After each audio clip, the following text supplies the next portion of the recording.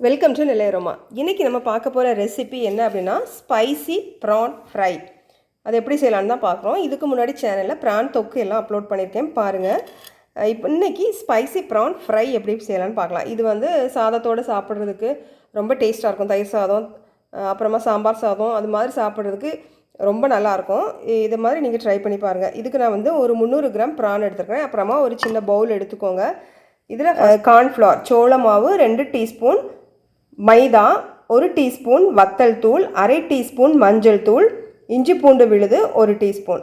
அந்த மாவுகள் சேர்க்கும்போது என்னோடய கேமரா வந்து ஆஃப் ஆகிட்டு, அதனால் நான் வந்து அதை காமிக்க முடியல. ஸோ நான் இப்போ கிளியராக சொல்கிறேன். 2 டீஸ்பூன் மைதா, 2 டீஸ்பூன் சோள மாவு, 1 டீஸ்பூன் வத்தல் தூள், 1/2 டீஸ்பூன் மஞ்சள் தூள், 1 டீஸ்பூன் இஞ்சி பூண்டு விழுது. அப்புறமா இது கூட ஒரு பாதி எலுமிச்சம்பழம், இதை வந்து பிழிஞ்சு விட்டுடலாம்.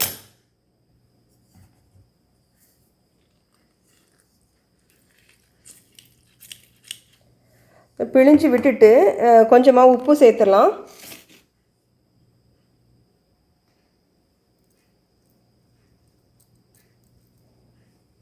ஸோ உப்பு சேர்த்து இதை நல்லா மிக்ஸ் பண்ணிக்கோங்க. இந்த மசாலாவை தண்ணி சேர்த்து மிக்ஸ் பண்ணிக்கோங்க.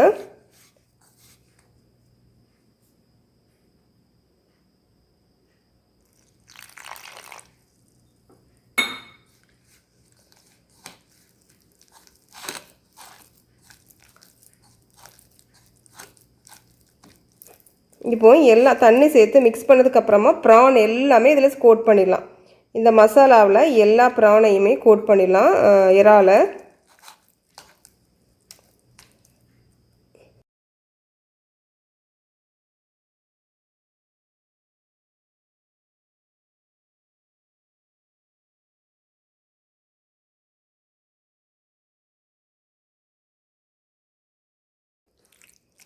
பாருங்க. இப்போ மசாலா வந்து நம்ம போட்டிருக்க மாவு மசாலா எல்லாம் நல்லா எல்லா ப்ரான்லையும் சேர்கிற மாதிரி கலந்து விட்டாச்சு. இதை ஒரு 5 நிமிஷம் அப்படியே வச்சுருங்க.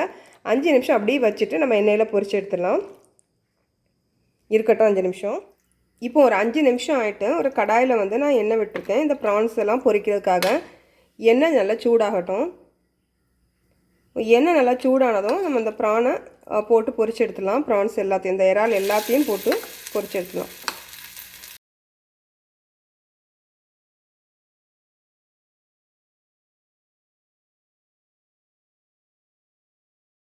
இப்போது இந்த ப்ரான் எல்லாம் ஒரு 3/4 பதம் வந்து குக் ஆகிட்டு, ஃபுல்லாக குக் ஆகணும்னு அவசியம் இல்லை.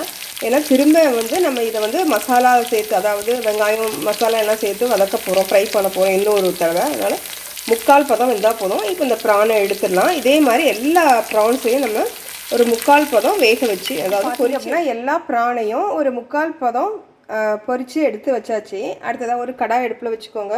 ஸ்டவ் ஆன் பண்ணிக்கோங்க. ஸ்டவ் ஆன் பண்ணி கடாய் அடுப்பில் வச்சு இதில் வந்து ஒரு 2-3 டேபிள் ஸ்பூன் எண்ணெய் விட்டுடலாம். எண்ணெய் காயட்டும். எண்ணெய் காய்ச்சதும் இதில் ஒரு சின்ன துண்டு இஞ்சியும் ஒரு 4 பல் பூண்டு அதை சேர்த்துடலாம். அதை சேர்த்துட்டு ஒரு 2 பச்சை மிளகாய்,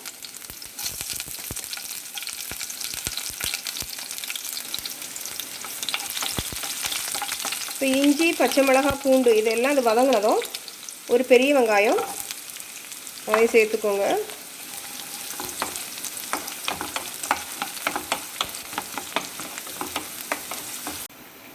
இப்போது இந்த வெங்காயத்துக்கு கூட கொஞ்சமாக கருவேப்பிலை சேர்த்துடலாம். கருவேப்பிலை சேர்த்துட்டு கொஞ்சமாக உப்பு சேர்த்துக்கோங்க. உப்பு சேர்க்குறதுனால இந்த வெங்காயம் வந்து சீக்கிரமாக வதங்கும். இப்போ உப்பு சேர்த்துக்கோங்க.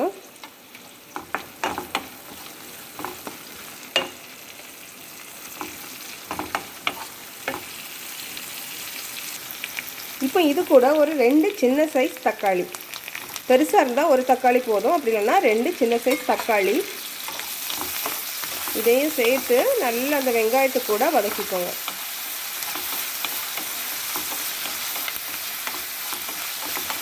இப்போ நம்ம வெங்காயம்லாம் வதங்குறதுக்கு உப்பு சேர்த்துருக்கோம். இப்போ என்ன பண்ணலாம் அப்படின்னா ஒரு 2 நிமிஷம் மூடி வச்சிடலாம். அந்த தக்காளி வந்து நல்லா சாஃப்ட் ஆகட்டும். இப்போ பாருங்கள், ஒரு 2 நிமிஷம் ஆயிடுச்சு. இந்த தக்காளி எல்லாம் நல்லா சாஃப்ட் ஆயிடுச்சு. தக்காளி எல்லாம் நல்லா மசிஞ்சு சேரணும், அப்போ தான் நல்லாயிருக்கும். பாருங்கள், தக்காளி வந்து நல்லா சாஃப்ட் ஆயிட்டு. இப்போ இதில் மசாலா சேர்த்துலாம். மசாலா வந்து ஒரு 1 டீஸ்பூன் வத்தல் தூள், அப்புறமா 1 டீஸ்பூன் மல்லித்தூள், கொஞ்சமாக மஞ்சள் தூள், ஒரு 1/4 டீஸ்பூன் மஞ்சள் தூள், 1/2 டீஸ்பூன் பெப்பர் தூள்.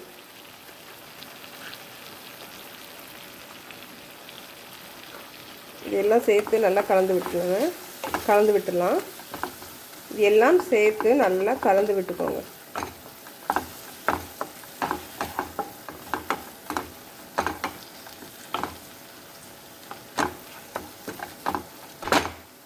இப்போ இதை மூடி வச்சு இந்த மசாலா வந்து கொஞ்சம் இந்த பச்சை வாசனை போகட்டும், மூடி வச்சு வேக வைக்கலாம்.